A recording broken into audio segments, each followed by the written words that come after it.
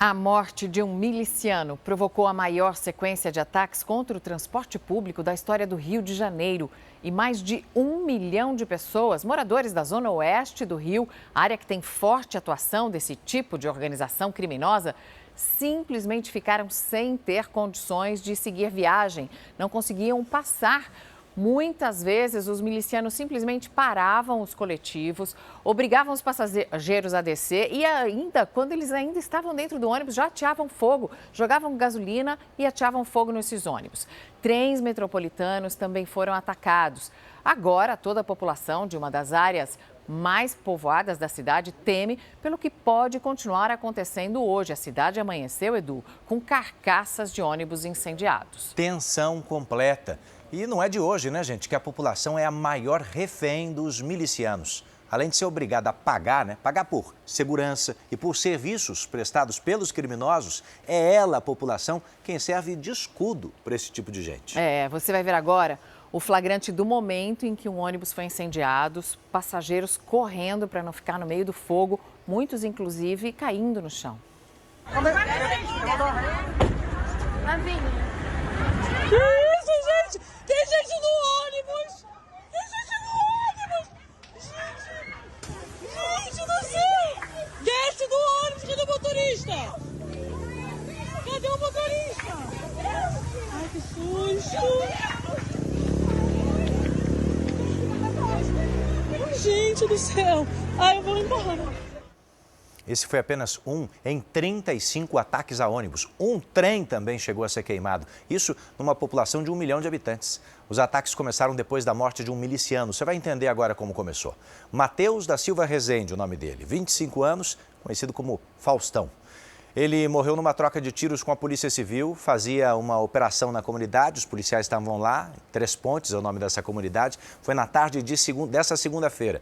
Faustão chegou a ser levado para um hospital, mas não resistiu aos ferimentos. Moradores do bairro, então, gravaram a movimentação dos policiais. A troca de tiros era ouvida em todos os lados da comunidade. Bom, esse Faustão, Matheus Rezende da Silva, era apontado como número 2 da milícia que age na zona oeste do Rio de Janeiro.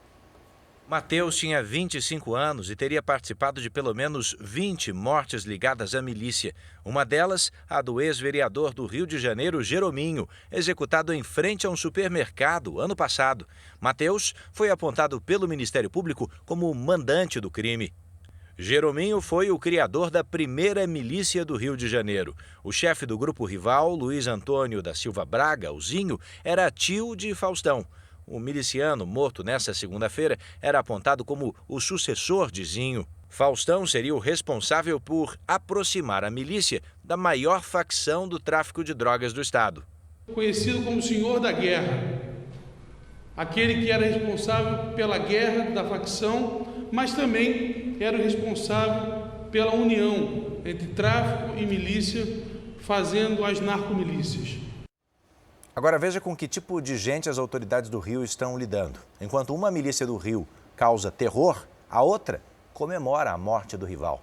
Você vai ver agora uma queima de fogos, tá vendo aí, ó? Ela teria sido organizada por Tauan de Oliveira Francisco, 25 anos, codinome Tubarão. Ele é o líder da milícia rival ao grupo, do qual o Faustão fazia parte.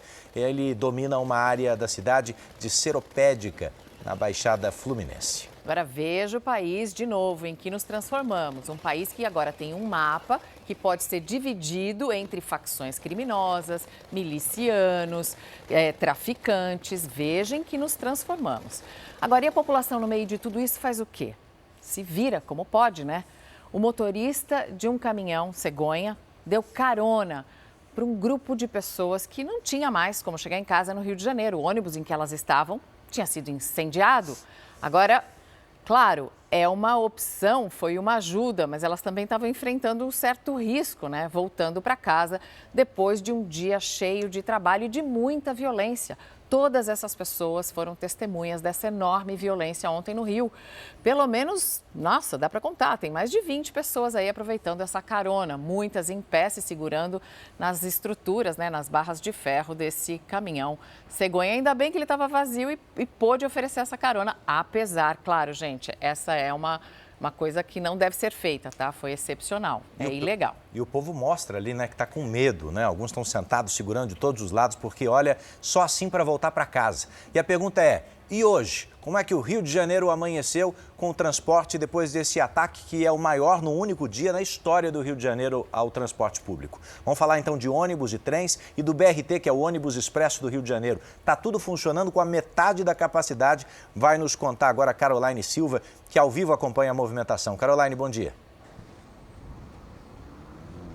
Oi, Edu, bom dia para você e a todos que nos acompanham. O início desta terça-feira aqui no Rio ainda foi de insegurança e de incerteza. As pessoas estavam chegando nas estações de BRT ainda sem saber como que fariam para poder chegar ao trabalho. A gente conversou aqui com alguns passageiros e eles estavam se questionando de como que seria a chegada ao trabalho e principalmente a volta para casa depois dessa onda de ataques violentos aos transportes públicos no Rio de Janeiro. A área mais afetada foi a Zona Oeste e ontem o corredor Transoeste do BRT ficou completamente fechado. E é um corredor bastante importante aqui para a cidade porque faz as conexões entre Barra da Tijuca, Campo Grande e Santa Cruz. Hoje pela manhã, por volta de umas 7h40, 8 da manhã, a Mob Rio, que é a concessionária responsável pelos ônibus articulados, informou que os 3 corredores, que são Transoeste, Transcarioca e Transolímpica, estavam operando normalmente. Alguns ônibus também aqui, chamados de diretões, que eles fazem aí essa conexão entre a Zona Oeste, eles já passam a funcionar também normalmente. Os ônibus comuns operam hoje com 80% da capacidade e os trens também já voltaram a operar normalmente. Ainda existe um clima de insegurança e incerteza sobre como que vai ser a volta para casa hoje. Edu, Mariana. Obrigada, Caroline. As imagens são realmente muito impressionantes e vai demorar muito para essa frota que foi destruída ser substituída. Foram 35 ônibus. Cada ônibus, gente, custa em média 700, 800 mil reais, até mais. Um BRT custa mais de 2,5 milhões. Essa destruição, ela não vai ser recuperada da noite para o dia. Não é assim. Por mais ônibus extras que eles coloquem hoje na rua, vai demorar para a vida voltar ao normal. Ontem a população sofreu muito para voltar para casa depois do dia de trabalho. Era um cansaço misturado com medo. E os alunos das escolas também foram muito afetados. 45 escolas suspenderam as aulas.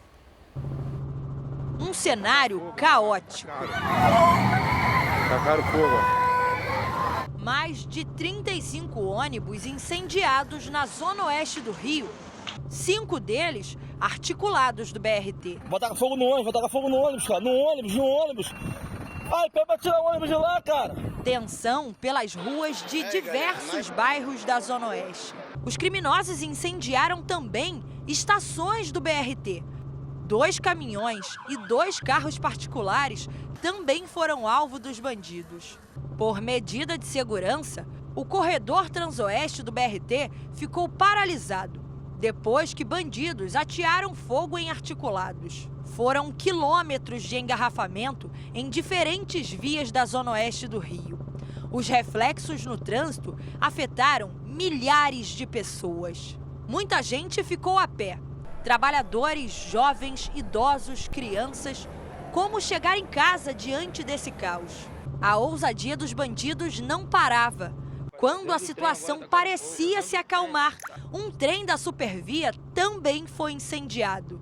O fogo consumiu a cabine do maquinista. Todo esse caos seria uma reação da milícia por causa da morte de Matheus da Silva Rezende. Ele era sobrinho do miliciano Luiz Antônio da Silva Braga, o Zinho.